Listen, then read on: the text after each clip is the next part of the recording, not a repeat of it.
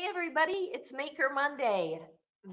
It seems like we were just here. Maker Mondays come fast and I'm excited about it. As always, this is a lesson that I saw on the art teacher group on Facebook that I was like, oh my gosh, I clicked on it.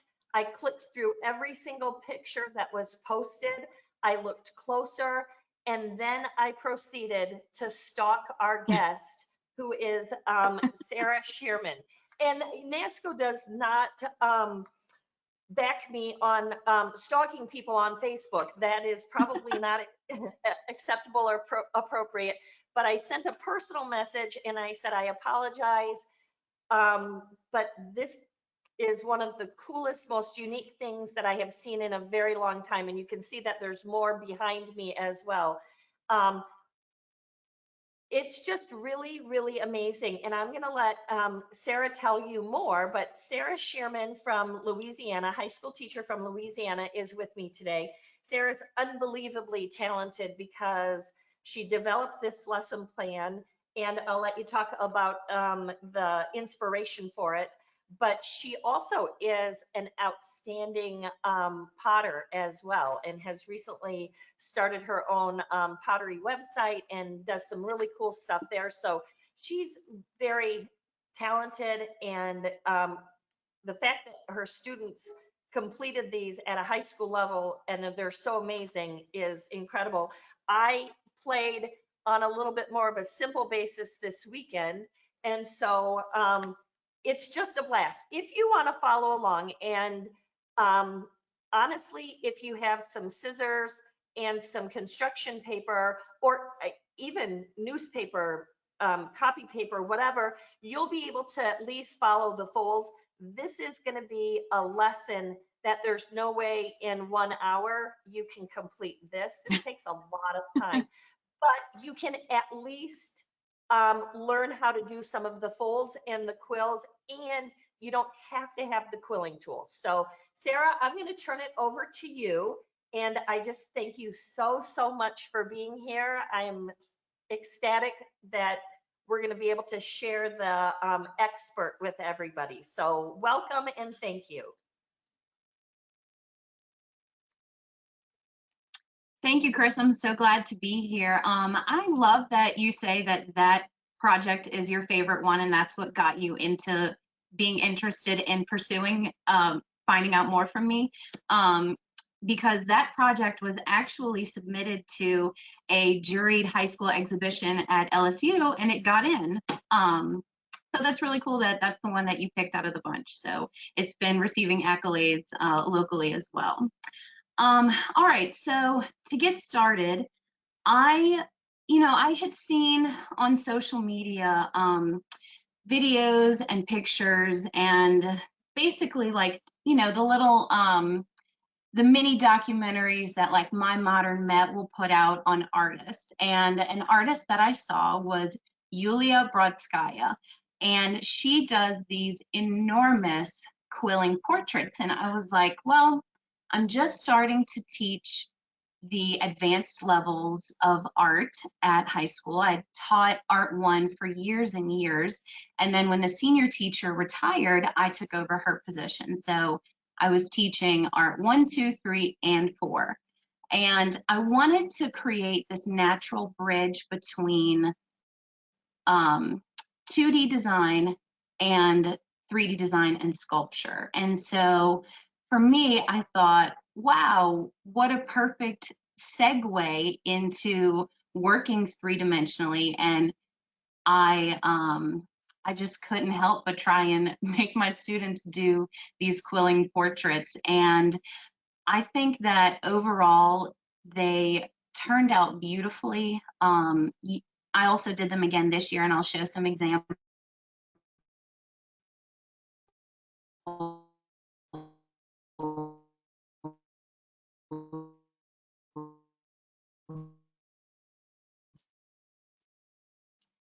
in a little bit. But it was awesome to see quilling in order to seamlessly transition between 2D design and 3D design. So the way that it started was I wanted them to bring in really good quality pictures of themselves to use because I want for them to be comfortable with the face that they're going to be looking at. But what I was getting was lots of filtered pictures from Snapchat, Instagram, whatever. So I ended up taking all of their pictures to ensure that the photos were high quality. And then I also edited them to be the right size. And in order to begin the quilling process, before we could even do that, I also embedded the practice of doing a grid drawing in the lesson. So I gave them a photo that was 5.5 by 7, and then they had to create a grid for the project paper, which was 11 by 14, so twice the size. So they gridded their photo, gridded the project paper, and then from there it was just a line drawing. So absolutely no shading, only line work detail. And an important step in doing that line drawing, I feel, is also just to draw simple shapes for where the highlights and the shadows go. And that just makes it easier when you're going in with all the colored paper, because once you have all the paper in front of you and you're ready to actually start gluing the quills down, it gets confusing and the kids get lost, and I didn't want for that to happen. So to make it easy,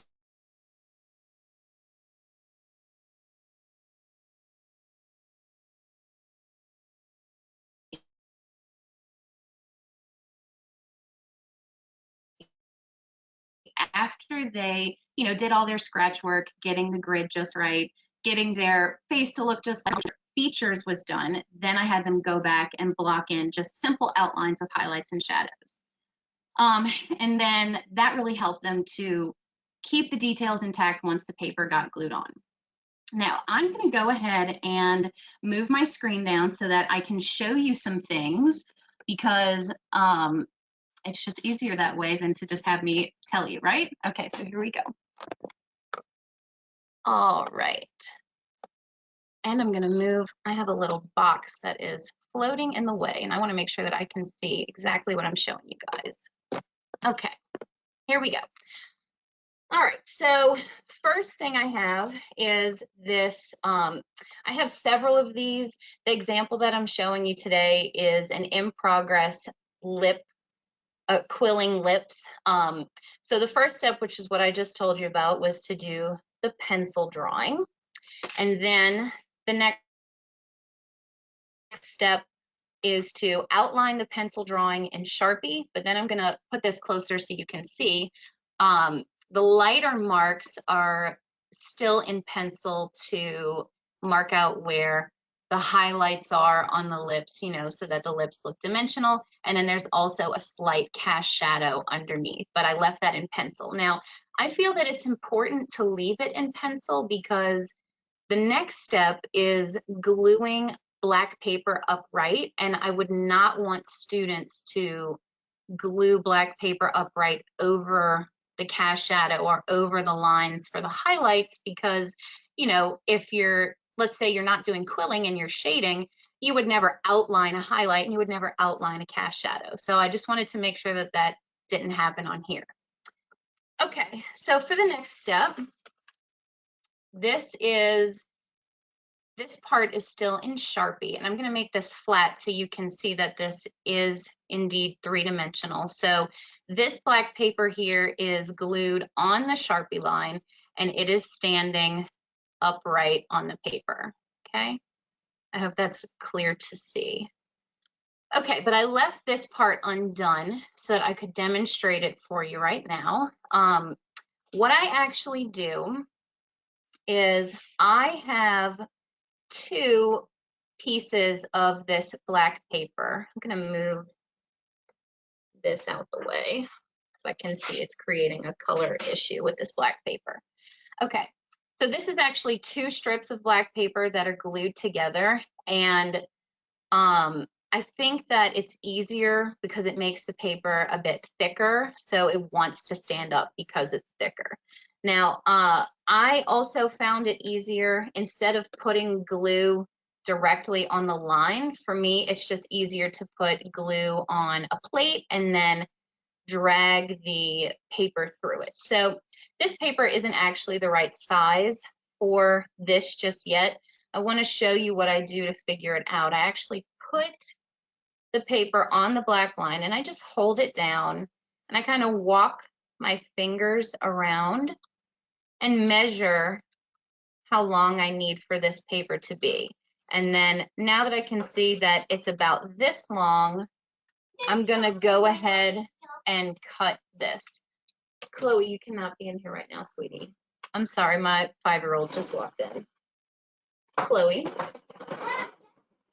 Oh my goodness. I apologize, everybody. Okay, ignoring the 5-year-old. Sweetie, shush. Okay, again, sorry about that. All right, now that I cut this and this is the right size to glue down, I'm gonna go ahead and drag the bottom through the glue. And this is so important to know that this is tacky glue. When I first did this project, I had my students use Elmer's glue because somehow I've done art all of my life and I've taught art for 7 years, but I have never encountered tacky glue. And it wasn't until Kris and the group of teachers tried to replicate this lesson up at Nasco. And they were like, your kids really did this with Elmer's glue? Have you tried tacky glue? And let me tell you, it is a world of difference. In fact, when I demonstrated to my students who had already completed the project that tacky glue made it 1,000 times easier, they felt very much like they had got the short end of the stick. Okay, so here we go. I'm just gonna drag the bottom part through the glue, and it is okay if the glue gets up on the side because it dries clear anyway, so don't even worry about it. All right, so this is now covered in glue.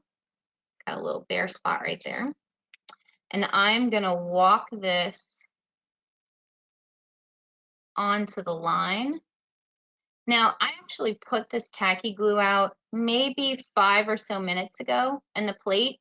So it's already started to congeal, and that works in your favor big time because once you're putting this on the line, it wants to stick and it wants to dry because it's already starting to do that. Okay, now, doing this is a really important step because it preserves the detail.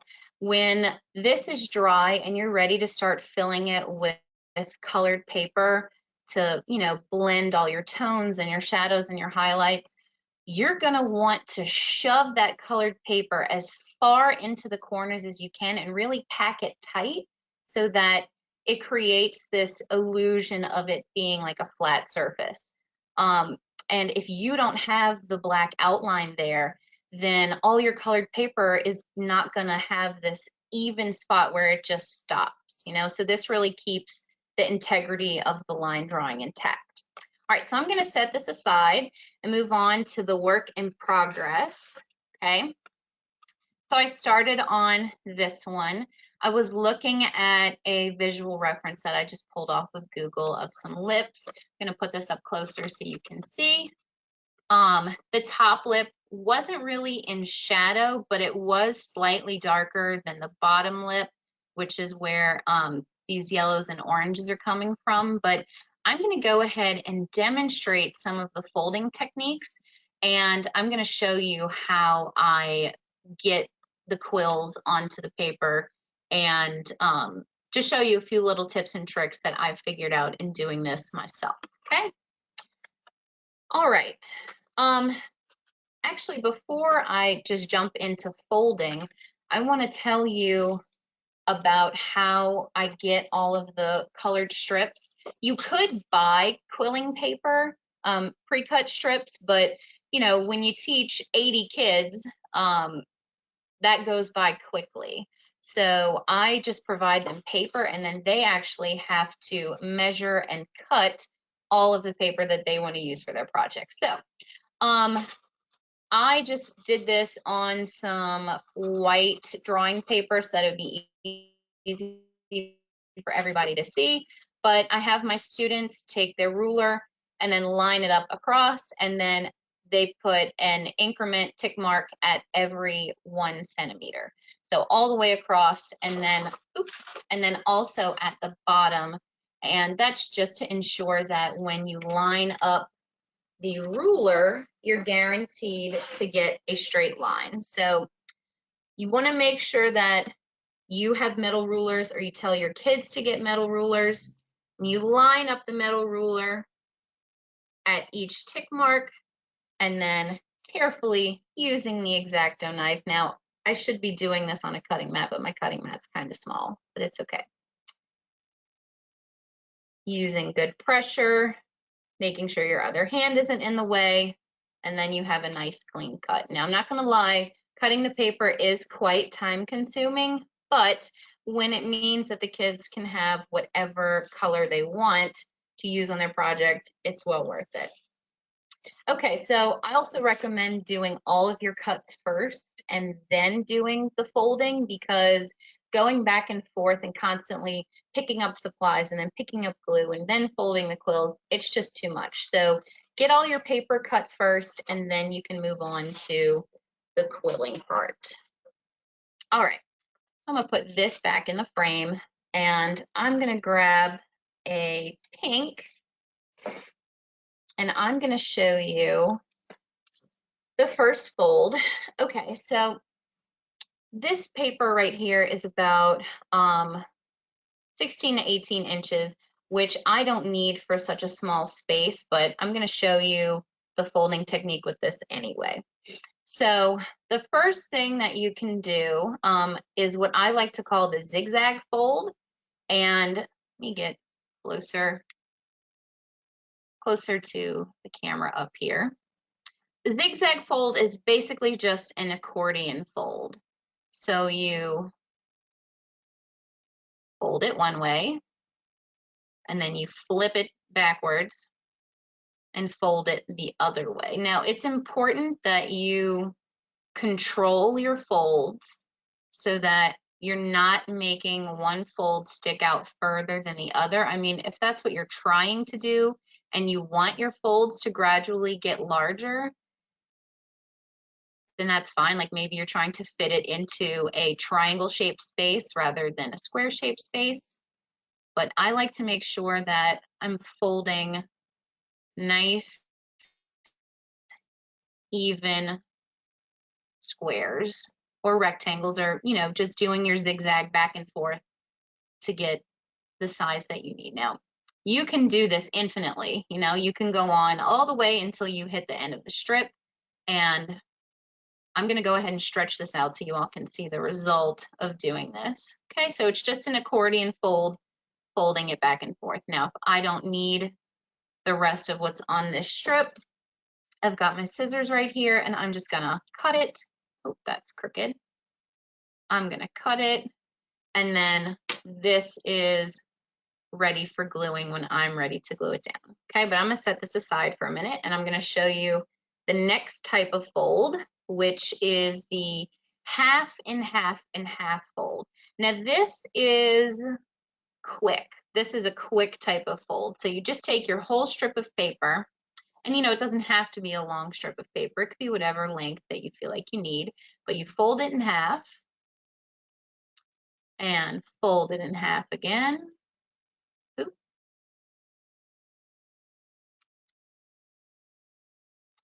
Give it a good crease. Fold it in half again. And let's say that you were making this fold because you're ready to fill in skin.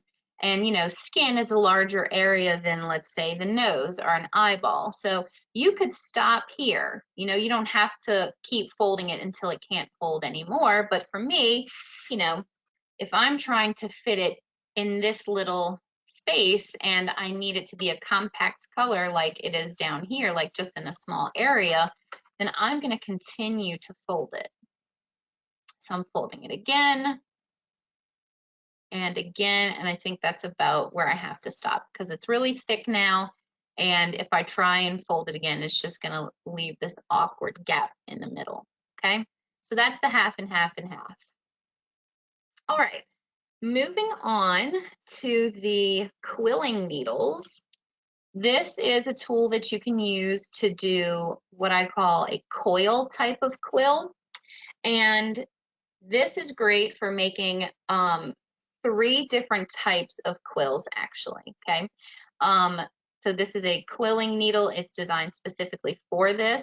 If your budget does not have this in it to provide this for all of your students, a bobby pin is a great resource. You could just slip the paper between the 2 sides of the bobby pin and then do the same thing I'm about to show you. So there is a little slit in here, and I'm sliding the paper into the slit. Okay, so now it's like grabbing it, and I'm going to keep it on my finger, and I'm just going to roll. Trying to move my finger so you guys can see. And roll and roll, and I'm going slowly just to make sure everybody can see what I'm doing, but this is a pretty quick type of fold. Okay, you could really twist it fast, like just put it, like pinch it between your 2 fingers and then twist it fast. And again, just like the other ones, you don't have to use the whole strip of paper, but just for the purpose of our demonstration here, I'm just going to go ahead and finish. Okay, so once you have rolled it all the way up, you just slide it off the quilling needle, and then it makes this awesome little circular coil.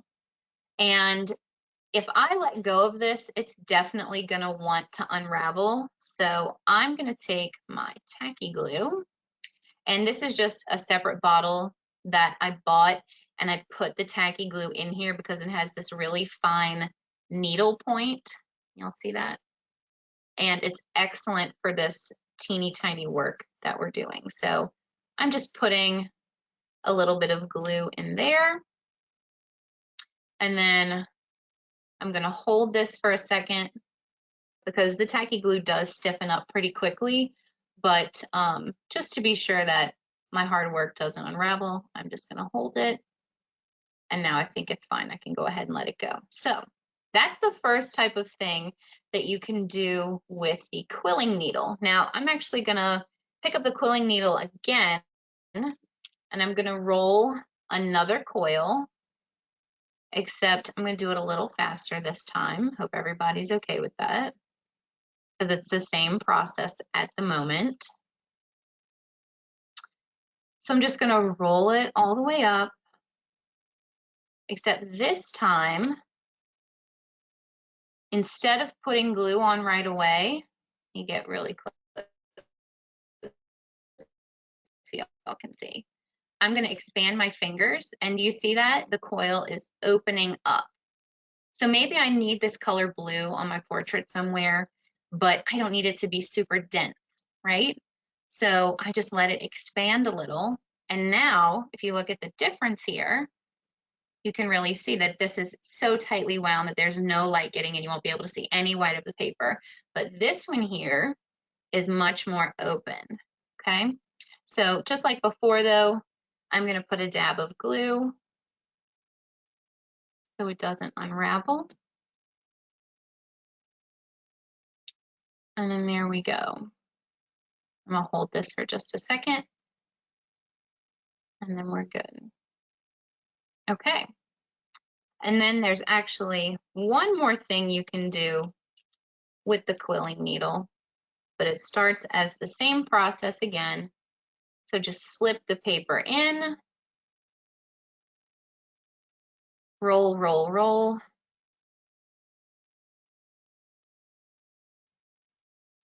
And then I'm going to do the same thing that I just did. I'm going to let it expand. So I'm still holding it, but loosening my grip on it, letting it expand. And now I'm going to put my dab of glue. And it seems like it's the same, and so far it is. But then I'm going to squash it. So now instead of it being this nice circle, we've got this ellipse, oval shaped, very thin coil. Okay, so all together, we've got the squashed one, the circular expanded one, and then the really tight coil, okay? So that is all of the ones with the quilling needle. And then the very last technique is similar to using the quilling needle, except not using it, but it involves the same process. And I call it the fold and roll. So you make a little fold, and then you roll it and fold it, and roll it and fold it, roll it and fold it. So it's still getting bigger. It's kind of the same process as using the coil, as doing this one, where you use the quilling needle and then you squash it, except I would say I would use this if I know I only need a little bit of it. So let's say that's all that I need. I maybe folded it 5 or 6 times, and then I can grab my scissors and cut it off, and that's all that I know that I need. Okay. All right. Now, something really awesome about doing all of these techniques is that you are not limited by any means to just using one piece of paper at a time. So I'm going to take these 2 pieces of paper, and I'm going to show you what's next. So I'm going to do the I'm going to go ahead and do the coil again, just because I know that these 2 slips of paper will both fit in the quilling needle. So I'm going to slip them in there. Oh, now, wouldn't you know, I said it would fit and now it won't. Okay, so I got them both in there, and I'm going to go ahead and roll it. Now, why on earth would you need to roll these 2 different colors together? Well, let's say that you're not trying to have your students do, I'm sorry if you really can't see because of the lighting, but there are at least 20 colors in here. Let's say you don't want your students to do 20 colors worth of quilling. Well, you can say, well, let's pick an analogous color scheme. So maybe your students pick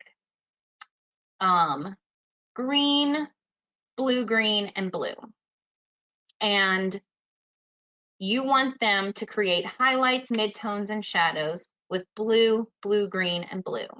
Well, that's all well and good, but it might be difficult for them to create a blended transition since they're only using 3 colors. So you can say, take your green paper and take your blue-green paper and roll them or fold them together, and then once it's time to glue it onto the paper, you've got your highlight is green, then you've got your mid-tone that's blue-green, and your shadow that's blue. But in between all of those things, you have these nice blended transitions where you've coiled green and blue-green together to create that nice, smooth gradient transition. Okay, so I finished rolling up, get this close to the camera. I finished rolling up the pink and the yellow together, and so you can see it creates this nice new color. And I'm going to let this expand a little because when I just put it up close to the camera, you could see that the center was very yellow. So I'm going to let it expand so you all can see that now it creates this whole new color. Now it's this nice, vibrant orange. We've got some cool color mixing going on. Well, not cool, these are warm colors. Ha, art joke, right? But now it doesn't look like it's just pink and it's just yellow. It looks like it's a new color, okay? So you can do that with any of the techniques. You can put your 2 pieces of paper together and you can fold, doing the zigzag, the half and half, or the coil method, or the fold and roll, and it all works just fine. All right, so I'm going to go back to this first one that I did with the zigzag, And I purposely did that with this color because I know I need to stick this on here. And if you can't tell because maybe the lighting isn't great, this is a hole still. Like this is just the white of the paper in here, and I still need to finish this. So since we're closing in on half an hour of the demo portion, I will finish this today. And I think Kris uploaded in the handout a link to my Instagram page for my classroom. So I'll finish this later today, and I'll, upload the finished product onto my Instagram if you're interested in seeing it. And definitely, I think the lighting would be better because I can see from my side of the And screen Sarah, that. you can also email it to me and I Perfect. can share it out too. Excellent. Okay. Do I have time to glue this on, or do you want me to go ahead and get to questions? You have a few minutes to go ahead and keep, Okay. I can throw some questions out while you work. How about if we do that? Okay, I'm totally fine with that. One of the questions that was asked was the line in the middle of the lips. Was that just one black piece of paper or was that several? So, okay, before I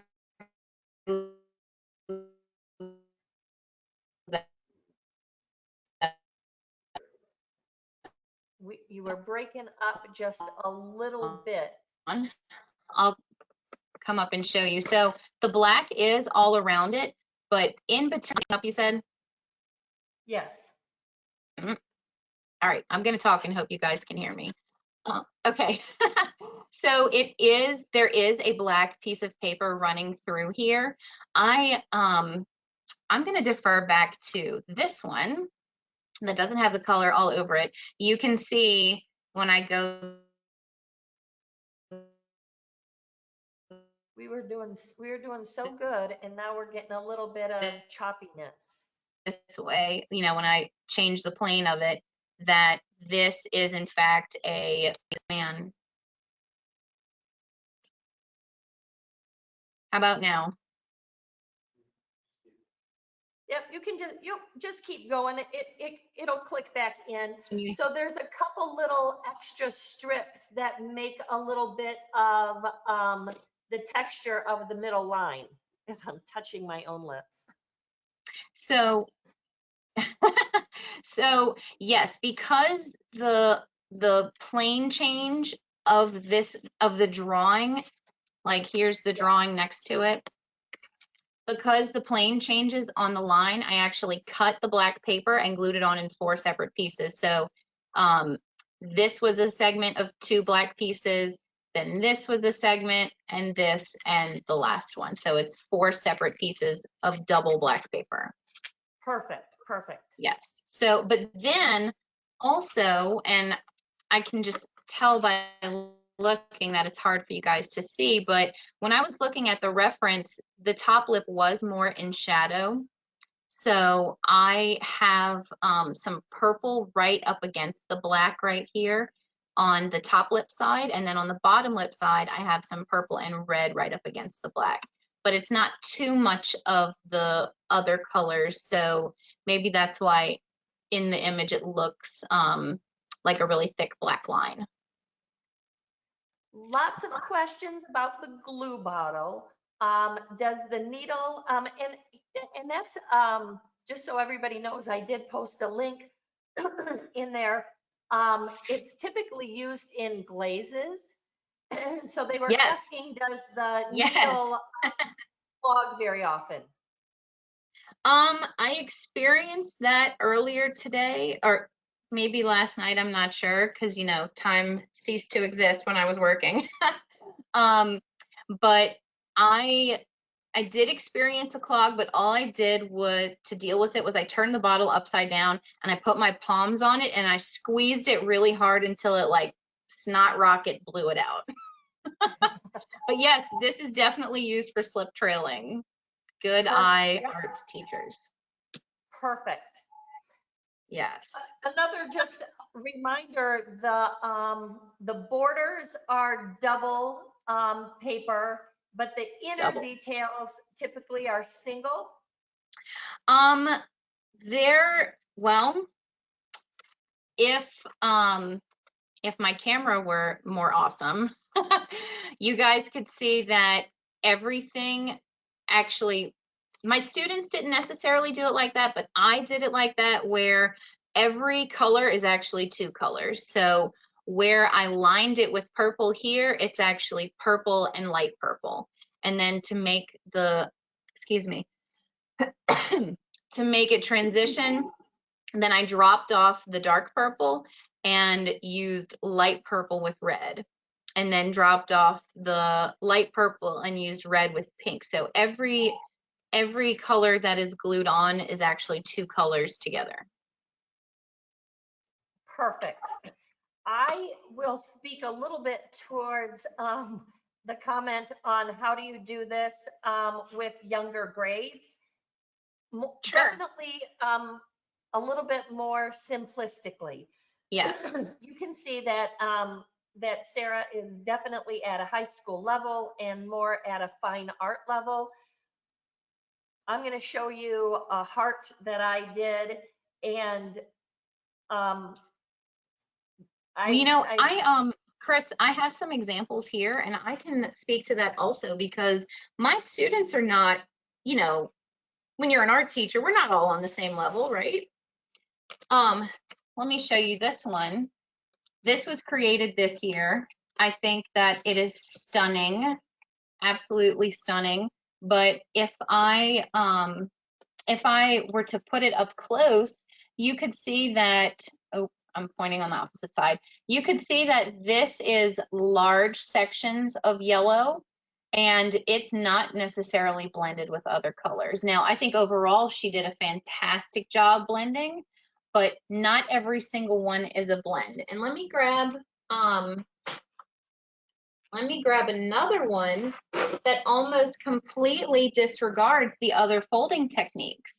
And she only used the quilling needle, and she didn't let the coils expand.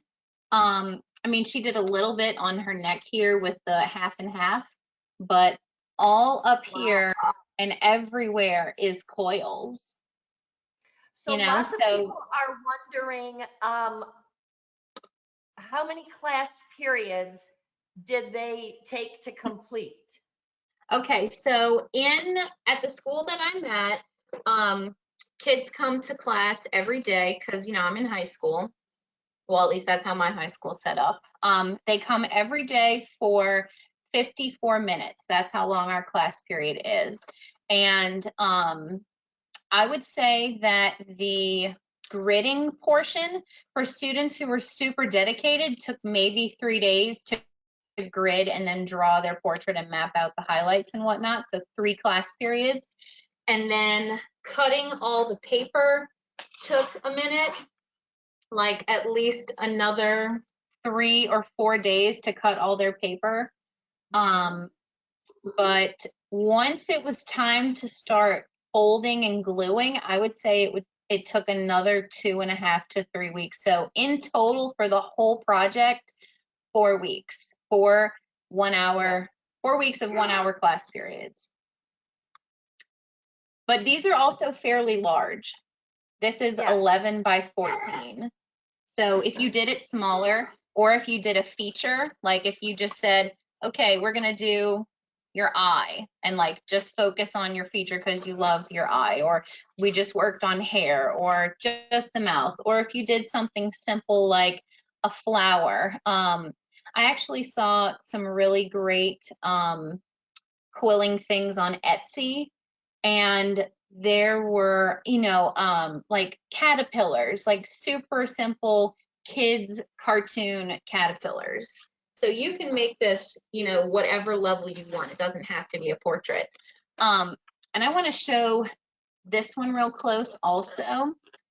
This young lady, this is so beautiful. Like this up here almost looks like wood grain, which I think is stunning. But she only did a little bit of the quilling techniques in her hair, and then she just cut up a ton of paper and ended up gluing so many strips of paper together and then bending the paper to the planar structure of her face. So, Yeah, you very know, cool. quilling And it techniques really, that, aside, yep, and that's cool because that just shows how it's like diverse. flexible that you can do. And if you check out Absolutely. Yulia Brodskaya, Yes. like her website, her Instagram, you will learn tons more on things that you can do. Somebody asked, and great question, Tina, about do students lose patience with this? Holy moly, what a question. Tina, this is an exercise in stick-to-itiveness. It's an exercise in patience.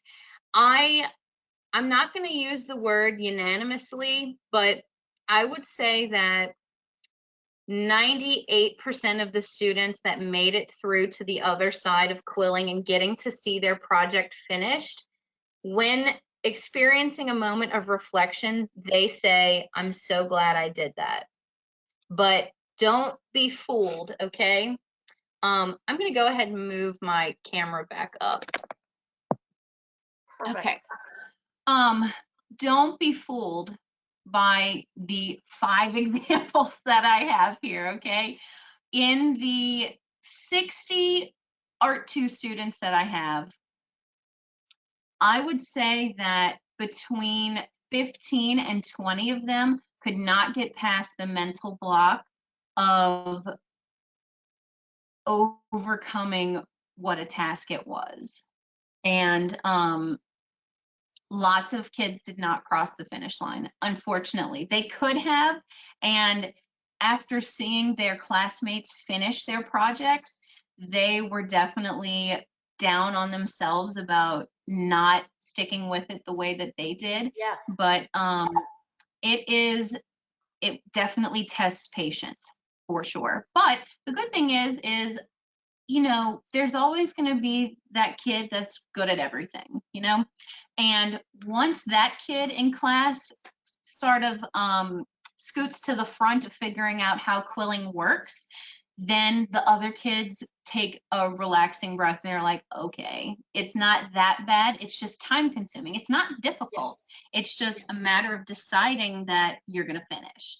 And I would definitely say that I experienced that myself. Like, to give you a scale reference, this is about the same, or maybe mine's a little bit bigger, but this incomplete mouth that I have right here took me hours, and this is just the mouth. Now, also to be fair, I would say that I was trying really hard to blend a ton of colors, and I could have expedited the process a lot more, but I wanted for you all to be able to see like intricate work.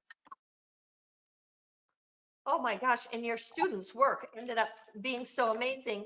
Let me It let me is. share a little something with anybody that wonders what happens if it's if you don't follow the steps. Um, so I printed mine off in color, and I'm curious, Sarah, did when you printed students' portraits, did you do it in black and white or did you do it in color?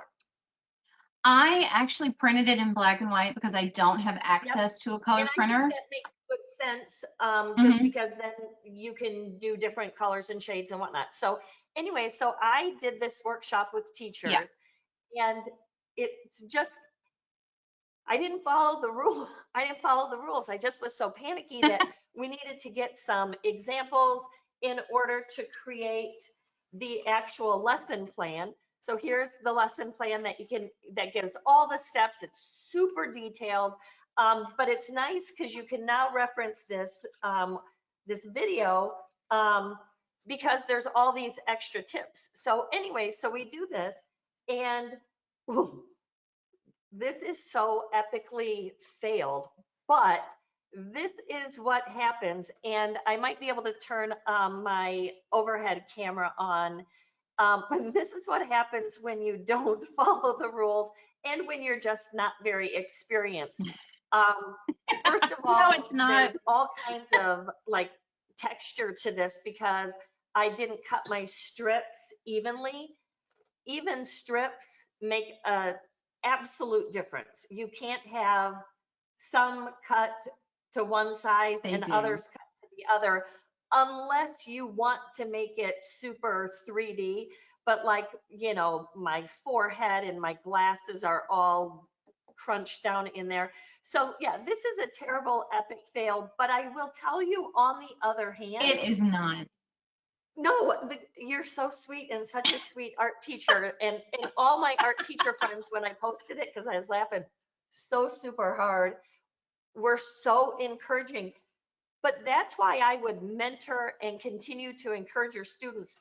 Because even though this is like awful, there's still this sense of completion. And when I went to do this heart one, and I'll do overhead on this one too, I got so much better at it. I I tried to put like all the different kinds of folds in there. Um and like the accordion fold and just the back and forth. And then I decided to open up my quills a little bit because I might have started to get a little bit lazy at about 11:30 in the evening. But this from start to finish took me about 8 hours. I worked on it Friday evening for about, actually, it maybe took about 10 hours. I worked on it Friday evening for about 6 hours. And then Saturday, I think it took me another 4 hours to finish it. Um, I will say that this uses a little bit of cardstock. It uses some construction paper. I think, Sarah, when you did it, didn't you just like grab up some Colored abundance of copy paper for paper. that? Yes, anything that I had in my closet was on the table. Somebody asked If it about was colored magazines. paper I and imagine you could use magazines. I don't see why not. Absolutely. Um, Absolutely. are your classes Some a full year or are they a half a year? They're a full year. Gotcha. Yes. Um, yeah, question out there too, and we're obviously not going to be able to get the full response, but feel free to put it in the question is, have you done this? Has anybody done this in distance learning? I personally think that it could work, especially I think so. because if they had any kind of paper in their house at all, an old book that is okay to tear up, a magazine, whatever, as long as you are cutting these strips evenly and you're Yes. giving them instructions on how to sort of create their structure, I think there's a whole lot of opportunity. And Sarah, I'm certainly not an art educator, so I'll let you answer to that as well. So it is tedious for them to, mark on every paper, but it is crucial that they're all the exact same size because if not, Yes. it creates this very unpolished, not refined, lacking craftsmanship surface. And now I would say that if what you're going for, like let's say maybe you want the hair to be raised higher and you're purposely making the hair a larger size, but make it all the same larger size. And but yes, that's super important. Another really helpful tip is anything can be a tool. Like when I was working on mine last night, I had the quilling needles, but I also had a toothpick that I was using to like grab the inside of a fold and shove it into where I needed it. I've seen students use binder clips to help hold things together while they dry. I used a paper clip last night just to pinch the corners of the mouth a little better so that it could dry. I've seen students use tweezers. I've seen them Yeah, poke, tweezers I like think would get come rid in of handy sure. Yeah. I've seen them take the lead of the mechanical pencil out so they could use a clean surface like that just for poking and making sure that everything was really tight and compact. And then another really helpful thing that I figured out for myself last night, which it won't really apply if you're not doing a portrait that's, you know, facing directly forward. Like if you're doing a 3/4 profile portrait or where the face is slightly turned, this Mhm. isn't that helpful of a tip. But when I was doing this, the reference that I was looking at was straightforward. And so what I did to one side, I did to the other, because not only was the face facing forward, but also the lighting was right in front. So kind of Perfect. like when you do an equation in math, what you do to one side, you do to the other. What when you're doing your eyeshadow, what you do to one side, you do to the other. And instead of doing all one side and then having to figure it out again on the other side, as I put pink right here, I put pink on this side. As I did a zigzag fold on this side, I did a zigzag fold on this side. And not that your work has to be symmetrical. I mean, there is no wrong way to do this, but as far as figuring things out, I found it helpful for me to have to expedite the process by tackling both sides simultaneously. And then another thing that I just thought of, my students definitely had some struggles when it came to deciding how to translate color as value. Like that's a difficult thing even for an experienced person to do. So what I did was I had several of Yulia Brodskaya's works displayed on my projector screen, and that way they could see, you know, colors that appropriately translate into a shadow or colors that appropriately translate into highlights. And then, you know, a way to adapt the lesson, because not everyone is going to be able to, you know, infer color in that way. But I did have several kids who, and you know, I held these up already, but several of them chose to do neutral color palettes, and I was fine with that because it's not worth a kid feeling defeated over not being able to interpret color as value. So if for them it was just easier to use neutral colors, then I said, you know what, as long as you're doing your work, that's a-okay, because they still look good, don't they? Love it. um Yeah. I can't believe how phenomenal they turn out. They're just, when they follow your rules and the steps, they're just amazing. One of the questions was, what's the backing board? And ah in the side panel on your computer or laptop or whatever you're using, there's a side panel and there should be a spot for handouts. It does have the link to the lesson plan. The lesson plans can also be found on our Create a Career resource platform called Nasco Educate, and also at nascoeducation.com on our website. Um, Interestingly enough, it is Canson's watercolor paper. And at first, I remember questioning Sarah, saying like, "Oh my gosh, why do you use this?" But she said, you know, it's got the right stiffness, but also a little bit of flexibility so that, you know, the project doesn't become, you know, like a 20-pound project. And yes. it works really, really well. It does come in pads. It also, I think it comes in a ream, and it comes in smaller sizes as well. I don't know if you want to speak any more to that. Kris, would you, I do, yes, would you hold up the one that you have on your desk, the project that's on your desk, the you know, the one that we were both talking about you being drawn to? No, the student work. Gotcha.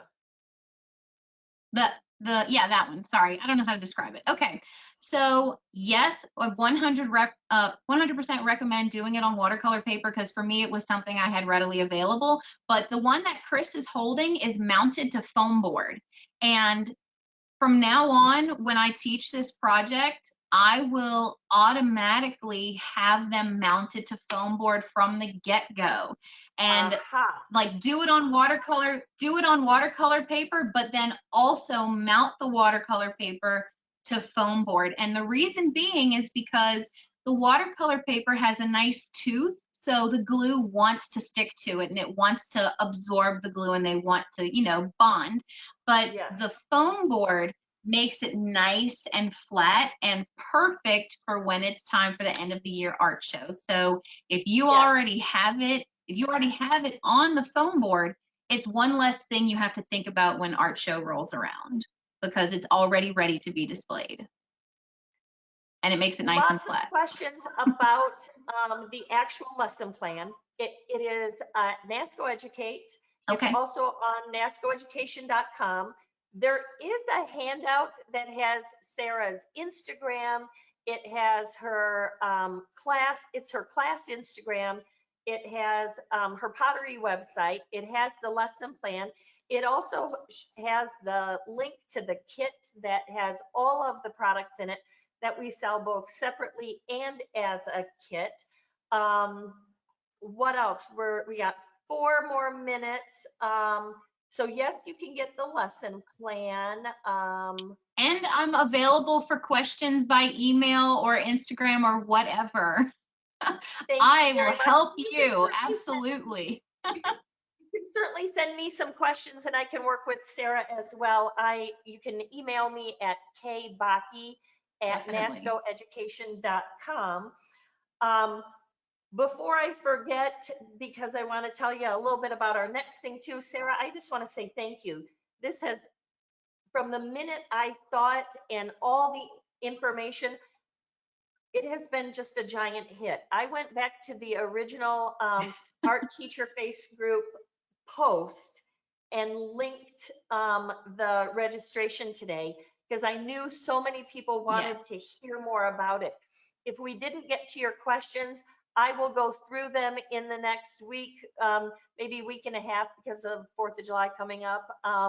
But I will definitely go through them and try to get some answers to you. You can also email me if it's, a real burning question at kbakke at nascoeducation.com. Sarah, thank you so, so much. You are outstanding. Please check out her pottery page too. Beautiful work and clearly an expert on that. But it's been truly delightful getting to know you. Sarah was so sweet that when I went to Louisiana last fall, she was off on spring break, but even let me come visit her at her house and learn a little bit more about this project. And it's just been delightful. Thank you. Thank you, Kris. It's been awesome.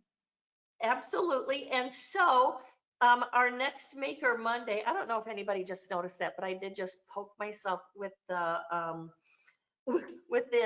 knife. So safety in the classroom. Our next Maker Monday is July 6th. And if you don't know the art ed guru, Eric Gibbons, he is the author of the Emotional Color Wheel book and has tons of resources available too. It's a great way to mix art education with social and emotional learning. And he's going to be visiting us. This has just been so much fun. I think that all of you, um, whether you're elementary, middle, or high school, to try giving this a try. Check out Sarah's work. Check out Yulia Brodskaya. Um, Download the lesson plan and keep coming back to the Maker Mondays. We want you to remember that in an hour, you will get a follow-up email. It'll have a PD certificate that you can download or print. It'll also have the recorded webinar. The handouts are available on the little side panel, so download them before you close out. And in the meantime, Sarah, thank you very much again. And I just ask all of you to stay well, be happy, and keep teaching art.